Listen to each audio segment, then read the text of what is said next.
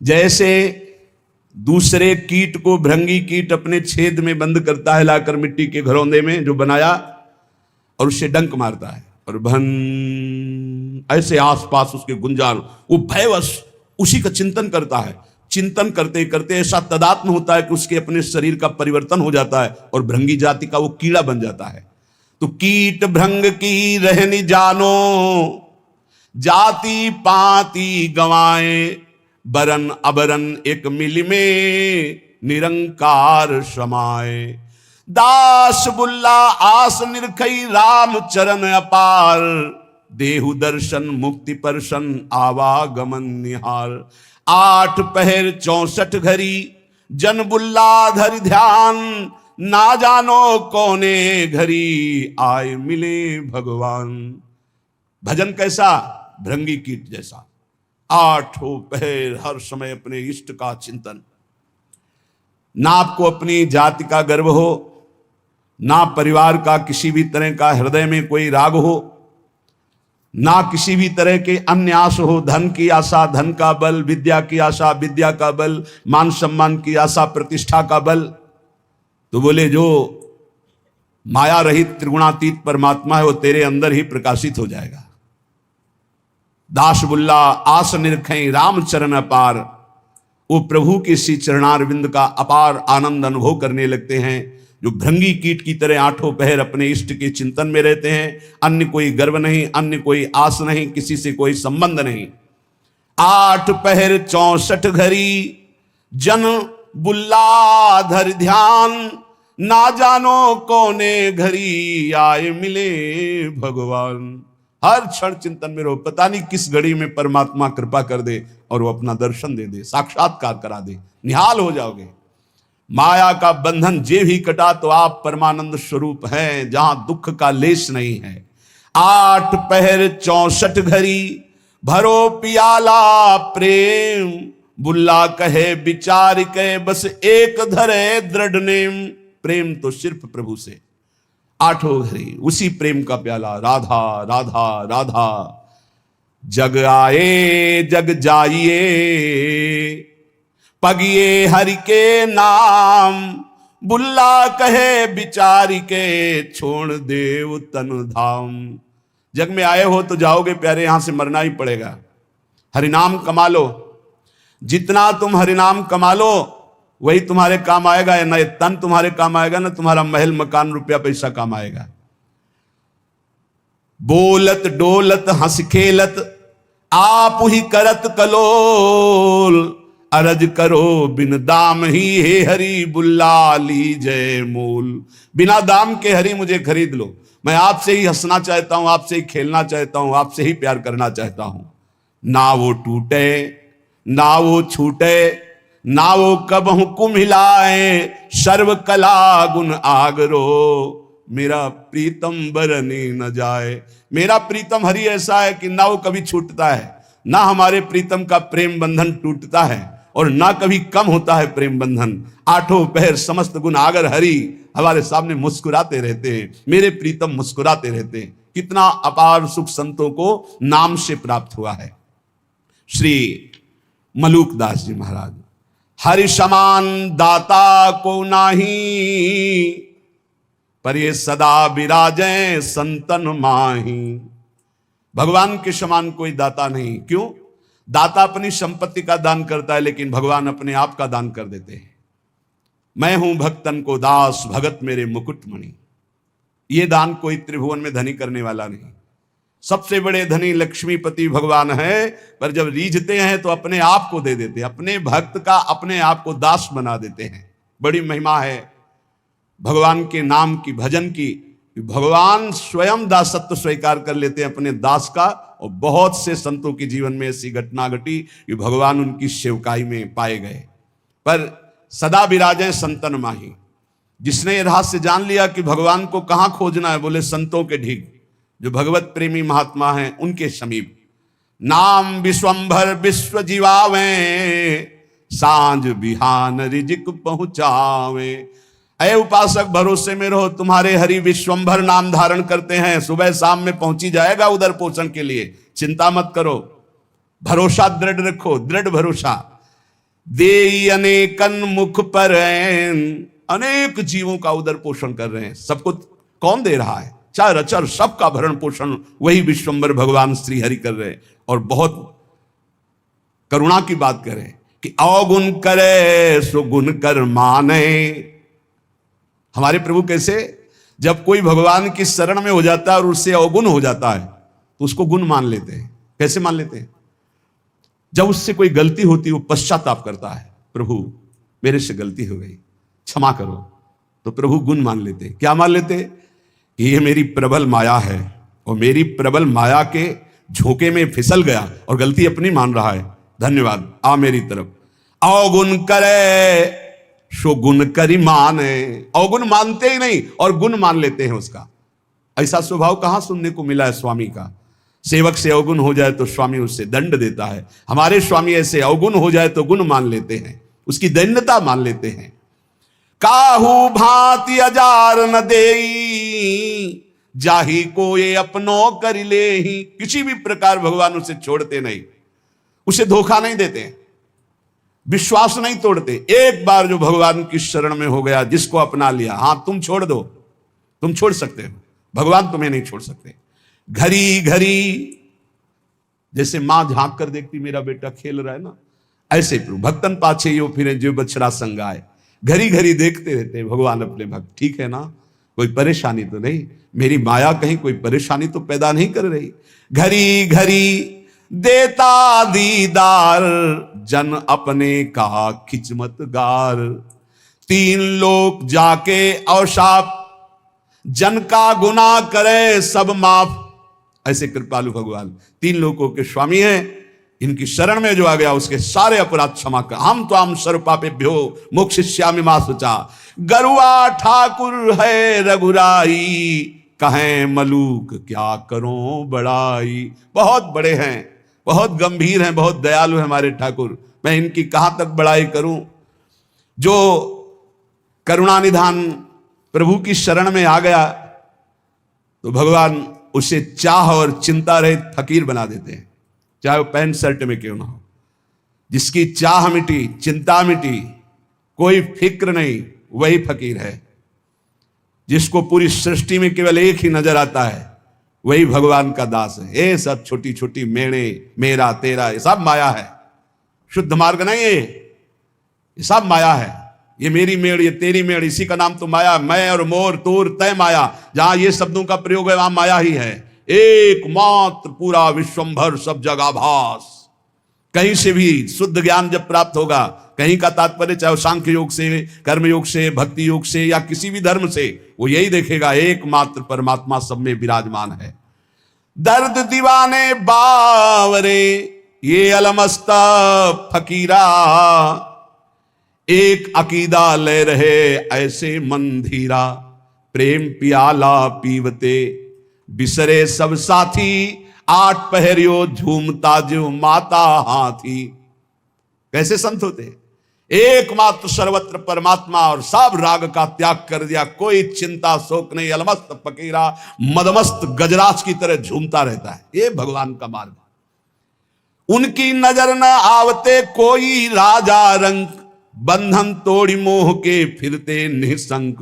साहेब मिल साहेब भय कछु न रही तमाई, कहे मलूक तिस घर गए जहां पवन न जाई। जहां वायु देवता का भी प्रवेश नहीं, ऐसे घर में प्रवेश हो गया भगवान की भक्ति से, भगवान के निज अंग सेवा में।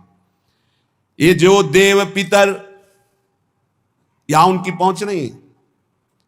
जो हरि के दास गाजत है तिन्ही में ये विश्वास, साधु जन पूजो चितलाई, जिनके दर्शन हिया जुड़ाई।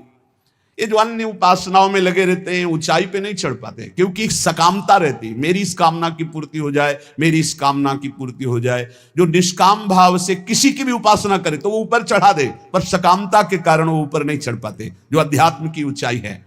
बोले इस सकामता का नाश करने के लिए यदि साधु जनों का पूजन हो, भगवत प्रेमी जनों का संग हो, उनके वचन, उनके आदेश उपदेश, तो बोले हृदय शीतल हो जाए और सारी कामनाएं नष्ट हो जाए। चरण पखारत होई आनंदा, जन्म जन्म के काटे फंदा। संतों की कृपा से जब भगवान के चरणों का स्पर्श होता है तो जन्म जन्मांतर के मायाबंध कट जाते। केवट जी कैसे कह रहे हैं, भगवान के चरणों को पखार रहे हैं। अति आनंद उमगी अनुरागा, आंसू चल रहे, प्रभु के चरण धो रहे। चरण सरोज पखारन लागा, भगवान के चरणों का जब स्पर्श हो रहा है, अति आनंद जो कभी भी कहीं भी न साधन में न भोगों में न लोक लोकांतर में। एक बार तो देखो ये आनंद, सब आनंद तो देख चुके हो, कई जन्म हो चुके, कई बार भोग भोग चुके हो, कई बार सब। एक बार भगवान के चरणों के स्पर्श करने की कामना करो। सामने प्रभु हो, उनके चरणों को पकड़कर लौट जाऊं, एक बार उनके चरणों में अपना माथा रखूं, ऐसी आकांक्षा तो करो। है यही है, हम सबके बीच में है, बस हमारे नेत्र परिवर्तन होने हैं। भाव भक्ति जो करते निष्काम, निस्दिन केवल सुमिरे राम। घर बन का उनके भय नाही, चाहे घर में रहे चाहे वन में रहे, हर समय भगवान का दीदार उनको होता रहता है, जिनके अंदर कोई कामना नहीं, रात दिन केवल नाम जप करते हैं। हमसे जानी लागे तू माया, ए माया, चैलेंज दे रहे मलुकदास जी। तो हमको ऐसा वैसा मत समझ कि तू आकर आएगी, अपनी ठगोरी डालेगी, ठग के चली जाएगी, हमारे पीछे मत लग। हमसे जानी लागे तू माया, थोड़े से फिर बहुत हो गई। थोड़ा तो सह गया तेरी चाल, अब नहीं सहूंगा। देखो भक्तों की ठसक, थोड़े से फिर बहुत हो गई। अब अगर कुछ किया तो सुन पई है रघुराया, हमसे जान लगे तू माया। तू क्या हमको ठग लेगी, अपने में हो साहब पाया। अजहू चेत दीवानी, काहू जन के बस परिजई है, तो भरवाऊंगो पानी। तो दुनिया को ठगेगी लेकिन मेरे को नहीं ठग सकती। जानती क्यों? क्योंकि मेरे हृदय में प्रभु विराजमान हो चुके हैं। अगर तू मेरी तरफ जरा भी आएगी तो समझ ले ऐसे फंदे में फंस जाएगी कि तुझे भी पानी भरना पड़ेगा, तुझे भी पानी भरना पड़ेगा, दासी पना स्वीकार करना पड़ेगा। अब तू मुझे नहीं घसीट सकती। तरी हुए चितय लाज करुजन की, मत डारो हाथ अपने फांसी। ए माया, तू जानती मैं प्रभु का जन्म अगर मेरे ऊपर तनिक भी कोई जादू किया ना तो तू अपने हाथ से अपने गले में फांसी डाल लेगी, ऐसा तेरे ऊपर हो जाएगा। जनते तेरो जोर न चली है, क्योंकि रक्षपाल अविनाशी, परिजय है तेरे गरे फांसी। मेरा अविनाशी रक्षक सीम की चाप सके को तासु, बड़ रखवार रमापति जासु। हे मदमस्त रहो, किस मद में? मैं प्रभु का हूं, मैं श्यामाजू का हूं। देखो तो इस मद में देखो कोई नजदीक नहीं आएगा। कहे मलूक चुप कर ठगनी, अवगुण राख दुराई। जो जन उबरे राम नाम कही, ताते कछु न बसाई। ए ठगनी माया चुप रहे, अब तेरी कोई चाल नहीं चलेगी, क्योंकि मेरे पास नाम है। मैं नाम के बल से तेरे ऊपर विजय प्राप्त कर लूंगा। प्रहलाद जी ने भी कहा, प्रभु मुझे कोई डर नहीं आपकी माया का, आपका चरणामृत और आपका नाम और आपके लीला गुण को सुनकर इस माया से मैं पार हो जाऊंगा। डर है इन लोगों को डूबते हुए देखकर, नाथ इन पर कृपा करो। मुझे आपकी कृपा की जरूरत नहीं है, क्योंकि मेरे पास आपका नामामृत है, चरणामृत है, लीलामृत है। इसका पान करके मैं आपकी इस माया पर विजय प्राप्त कर लूंगा। कहे मलूका चुप कर ठगनी, अवगुण राख दुराई। ये अपने काम क्रोध लड़का बच्चा को ले जाए, यहां तेरी चाल चलने वाली नहीं। जो जन उबरे राम नाम कही, ताते कछु न बसाई। जो निरंतर नाम जप करता है माया, उस पर तेरा कोई अधिकार नहीं। आपा मेटे न हरि भजे, ते नर डूबे। हरि का मर्म न पाया, कारण करूबे। जो तो अभिमान नहीं मिटाए और ना हरि का भजन किया है माया, तू उन्हीं को डुबो सकती है। जिसके ऊपर हृदय में अभिमान है और हरि का भजन नहीं करते, उसके ऊपर तेरा जादू चलेगा। उसी को तो डुबो सकती इस भाव समुद्र में, क्योंकि वो हरि का मर्म नहीं जानता, वो रहस्य नहीं जानता। करे भरोसा जो पुण्य का, साहेब को बिसराया। बूढ़ गए तरबोर को, कहूं खोज ना पाया। जिसने भगवान का नाम जप नहीं किया और दान पुण्य का भरोसा करके सोचता है समुद्र से पार हो जाऊंगा, भव समुद्र से, वो निश्चित डूबेगा। पुण्य की ताकत नहीं कि इस समुद्र से पार कर सके। केवल भगवान नाम, केवल भगवत भजन। साधु मंडली बैठ के मूड जाति बखाने, हम्बड़ करी मुए बूढ़े बिन पानी। जो संतों के प्रति ये भाव रखते हैं किस जाति के हैं, अमुक जाति के हैं, अरे हम तो अमुक जाति के, श्रेष्ठ जाति के हैं, अरे तो भिखारी है, इनके आगे क्या झुकना, बोले बिना पानी के डूब जाओगे, मर जाओगे। ऐसा अपराध पहले में कहा, माया तो मुझे परास्त नहीं कर सकती, मैं भगवान के नाम का भरोसा रखता हूं और हृदय में अपने भगवान का साक्षात्कार किए हूं। अगर फंस गई फंदे में तो पानी भरवाऊंगा, मेरा कुछ नहीं बिगाड़ सकती। अब किनका बिगाड़ सकती है? बोले जिन्होंने आपा नहीं मिटा, अहंकार नहीं मिटाया, भगवान का भजन नहीं करते हैं, वो डूब जाएंगे। जिनको पुण्य का, दान का अभिमान है कि मैं दानी हूं, मैं पुण्यात्मा हूं, और भगवान का आश्रय नहीं लिया, भजन नहीं किया, वो भवसागर में डूब जाएंगे। जिनको भगवान की कृपा से संत समागम मिला, उनमें दोष दर्शन करते हैं, जाति पक्ष आदि का, नाना प्रकार का, अपना दोष उन पर मढ़ते हैं, बोले निश्चित वो बिना किसी अन्य रक्षा के डूब जाएंगे। कोई रक्षा करने वाले नहीं मिलेगा, न पुण्य, न देवता, न धर्म, न कर्म। जहां संत अपराध बन जाता है, साधु अवज्ञा तुरंत भवानी, कर कल्याण अखिल के हानि। ऐसा आजकल बन गया है रवैया बुद्धि का कि संत महात्माओं के प्रति भी एक वही संसारिकता की दृष्टि है। बस वो अपनी बुद्धि के तराजू से तौल दें, जो समझ में आ गया वही बोल दिया उनके प्रति। ये नहीं जानते हैं कि भगवान के जो नित्य निरंतर चिंतन में लगे हुए हैं, उनके प्रति दोष दर्शन मात्र करने से तुम्हारे सारे सुकृत नष्ट हो जाएंगे और जो उन्नति होनी थी वो अवनति में बदल जाएगी। पक्का समझ लीजिए। कोई कितना भी प्रतापी हो, किसी भी संप्रदाय के किसी भी संत महात्मा की अवहेलना कर देगा तो बिल्कुल आश्चर्यजनित पतन हो जाएगा। ऐसा कैसे हो गया? ऐसा इसलिए हो गया कि नो इस कबहू अभिमाना, सुख वंचा कृपा निधाना। किसी महापुरुष का अपमान कर दिया, किसी की अवहेलना कर दी तो सारे सुकृत नष्ट हो जाएंगे। वो तो भगवान कृपालु हैं, इसलिए फिर चांस देते हैं कि निकलो इस अपराध से, निकलो इस माया प्रपंच से, नहीं तो एकमात्र साधुद्रोह करने वाला, उसको कोई सहयोग नहीं मिलता है। भगवान का अपराध कर देते एक बार वो क्षमा कर देते हैं, लेकिन जो अपराध भक्त कर करई, राम रोष पावक सो जरई। साधु मंडली बैठ के मूड़ी जाते बखाने, हम्बड़ करी मुए बूढ़े बिन पानी। जो संत महात्माओं के बीच में जाकर अपना ज्ञान बघारते हैं, अपनी चतुरता दिखाते हैं, अपना बड़प्पन दिखाते हैं, अपने पद का अभिमान रखते हैं, बिना पानी के बूढ़ के मर जाएंगे। अर्थात जहां दिखाई नहीं देता कि एक बूंद पानी नहीं, वहां भी फिसल जाएंगे, वहां भी नष्ट हो जाएंगे। इसलिए काम क्रोध सब त्याग के, जो राम गावे, दास मलु का यो कहें ते अलख लखावे। जो विकारों का त्याग कर भगवान का गुणगान करता है, नाम जप करता है, जिसको सहसा कोई लख नहीं सकता, वो परमात्मा उसकी दृष्टि में आ जाता है। गर्व न की जय बावरे, मेरो हरि है गर्व प्रहारी। गर्व ही ते रावण गया, पाया दुख भारी। ए अहंकार मत कर, संसार के भोगों का, शरीर का नष्ट हो जाएगा। चलत दशानन डोलत अवनी, पृथ्वी कांपती थी जब रावण चलता था, लेकिन एक दिन वो हाल हुआ उस अहंकारी का। जो बानर भालू थे अपने पैर मारते थे उसकी खोपड़ी में, ऐसे खेल रहे थे। तो मंदोदरी हालत देख के कहा, जिस समय आप चलते थे, गर्जना करते थे, लोग के लोग थर्रा उठते थे, आज आपकी दुर्दशा, राम विमुख हाल तुम्हारा, रहा न को कुल रोवन है। ये तुम्हारी दुर्दशा भगवान से विमुख होने के कारण हुई। इसलिए कह रहे कि गर्व न की जय बावरे, मेरो हरि है गर्व प्रहारी। अहंकार मत करना, नहीं तो भगवान तुम्हें नष्ट कर देंगे। जाके जी अभिमान है ताकि तोरत छाती, मेरे हरि रघुनाथ के ये अभिमान ना ही सुहाती। हमारे प्रभु को अभिमान किसी बात का अच्छा नहीं लगता। मत करना अभिमान, तुम्हारे पास है ही क्या अभिमान करने लायक? जो कुछ है वो प्रभु ने दिया है, क्यों अभिमान करते हो?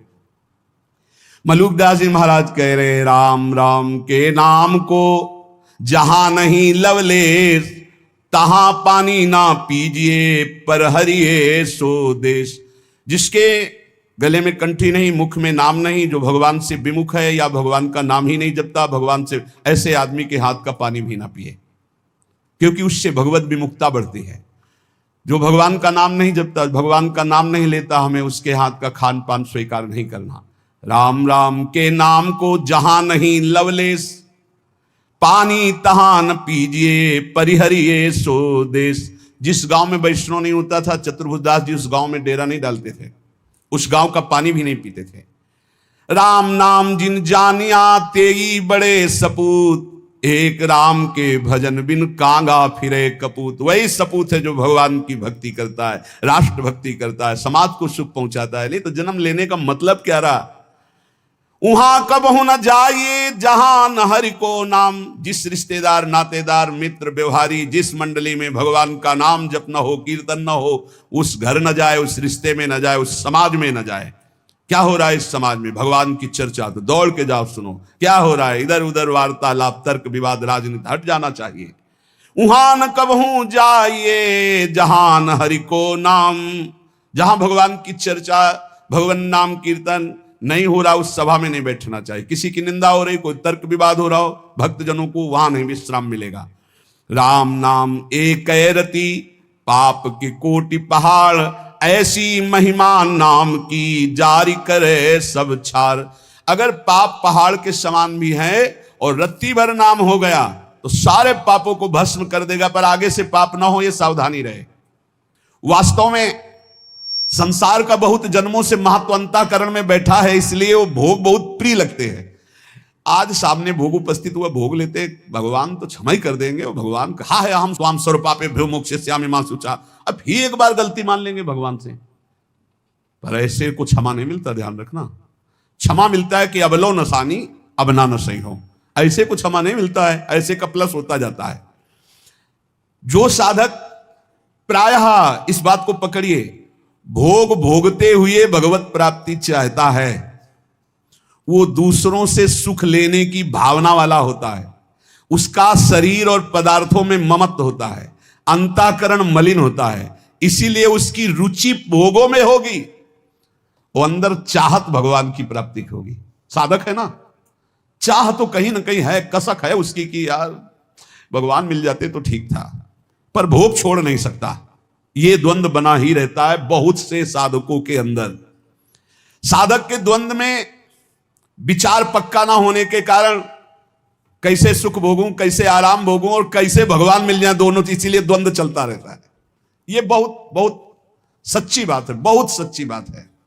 ये बहुत बहुत ज्यादा मात्रा में फैला हुआ है यही बात। वो भजन भी कर रहा है, सत्संग भी सुन रहा है, सब प्रवचन सुन रहा है, प्रवचन कर रहा है, पर उसके अंदर की भावना में मन और इंद्रियों को रोककर परमात्मा के सुख में लगाने की नहीं, मन और इंद्रियों के अनुकूल भोग भोगने की, ये भी नहीं छोड़ सकता और वो भी नहीं छोड़ सकता। इसलिए बहुत लंबा समय चला जाता है, उसके हृदय में कोई भगवदानंद की स्फूर्ति नहीं होती। निर्द्वंद होना मुख्य बात है। ये राग द्वेष अपने आप मिट जाएंगे जहां निर्द्वंद हो जाओगे। विचार करना चाहिए निर्द्वंद होने के लिए कि सब अनुकूल भोगों को भोग रहे हैं, प्रतिकूलता जबरदस्ती भोगनी पड़ती है, प्रतिकूलता कोई भोगना नहीं चाहता, अनुकूल भोगों को सब भोग रहे। क्या इनको विश्राम मिल गया क्या? नहीं ना। तो एक बार हिम्मत करके हटो भोगों से।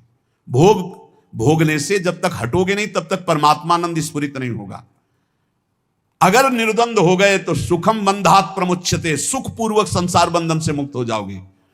अनुकूलता प्रतिकूलता ये आएगी प्रारब्धवशात, लेकिन भोगो मत ना अनुकूलता को ना प्रतिकूलता को, सम रहो, सम। वो स्वरूप की तरफ जब दृष्टा भाव होगा तब सम होगे। पहले अनुकूलता में गाढ़ फंसे हुए, प्रतिकूलता तो जबरदस्ती भोगनी पड़ती है। अनुकूलता का त्यागो। स्वयं आप विचार करो, नाप इंद्रियों, बहुत ध्यान देने का एक गूढ़ विषय, इसीलिए धीरे धीरे बोल रहे हैं। आप इंद्री नहीं हो जो इंद्रियां भोग मांग रही हो, आप मन नहीं हो जो मन भोग मांग रहा हो, आप दे रहे हो। आप बुद्धि नहीं हो जो बुद्धि निश्चय कर रही कि इन भोगों में सुख है। आप परमात्मा स्वरूप हो, यही आपका बंधन हुआ है जो आप अंतःकरण इंद्रियों में तदात्म हो गए। एक बार हिम्मत करो, इन दुष्ट इंद्रियों और दुष्ट मन की मांग के विरोध में हो जाओ। हिम्मत करो एक बार विरोध में, लेकिन गुरु के विरोध में करवा देंगे इंद्रियां मन, शास्त्र के विरुद्ध चलवा देंगे, लेकिन इनके विरुद्ध तुम हो जाओ। इतनी हिम्मत, तभी नाम से श्री हरिवंश नाम बल्ला हो। क्या हुआ? मन और इंद्रियों से ममता इतनी हो गई कि पदार्थ, व्यक्ति, क्रिया जो मन इंद्रियों को अच्छी लग रही उसी के अधीन हो गए। बड़ी सुंदर बात है, देख लो, अंदर की बात है। देखो, सुषुप्ति में कुछ याद नहीं रहता, फिर भी आप जीवित रहते हैं। आपको ये भ्रम दे दिया गया अंदर कि अगर हम ये भोग नहीं भोगेंगे तो हम रह नहीं पाएंगे। अगर कोई भी भोग है, सुषुप्ति में कौन सा भोग होता है? सुषुप्ति में, स्वप्न की बात नहीं कह रहे, 6 घंटे आप बिना भोग के होते हैं, कोई भोग नहीं, खाना पीना सोचना कुछ भी, कोई भोग नहीं, ठप पूरा रहता है सिस्टम, अंतःकरण शांत, तभी घोर सुषुप्ति में गए तो आनंद आता है कि नहीं? बाद में यार 6 घंटे सोए। तो भोग त्याग, संसार के चिंतन के त्याग का आनंद देख लो अज्ञान में। जब सुसुप्ति में चले गए, 6 घंटा बाद उठे तो आहा, एकदम नई चेतना आई। क्यों? 6 घंटे कोई संसार का चिंतन नहीं किया, 6 घंटे कोई भोग नहीं भोगा, किसी भी तरह का खान पान कोई भोग नहीं भोगा। अगर वही जागृत में स्थिति हो जाए तो उसी को समाधि कहते हैं। सुषुप्ति अवस्था में जब तुम 6 घंटे संसार को भूले हुए थे तब भी तुम जीवित थे, तो जागृत अवस्था में तुमने ये क्यों मान लिया कि मैं इन भोगों के बिना जीवित नहीं रह सकता, मैं नहीं रह पाऊंगा? क्यों मान लिया? इस प्राणी के बिना, इस शरीर के भोग के बिना, इस पदार्थ के भोग के बिना, इस वस्तु के बिना, इस नशा के बिना मैं नहीं रह सकता। यह है अपनी स्वतंत्र सत्ता को खोकर अधीन हो जाना भोगों के। यह अधीनता कब तक बनाए रखोगे? संसार का राग उत्पन्न होता है, नष्ट होता है, राग कभी स्थायी नहीं होता। किसी एक भोग को भोगते रहो, अगर घृणा ना हो जाए तो कहना दूसरे नए भोग को उसी भोगने की इच्छा हो जाएगी। नए नए प्राणी, नए नए पदार्थ, नए नए शरीर, नए नए भोग हमें चाहिए। नहीं तुम समझ पा रहे, तुम्हें फंसाया जा रहा है। परंतु यदि परमात्मा प्राप्ति की अभिलाषा उत्पन्न हो गई तो ये कभी नष्ट नहीं होती, ये बनी रहती है, क्योंकि तुम परमात्मा के अंश हो।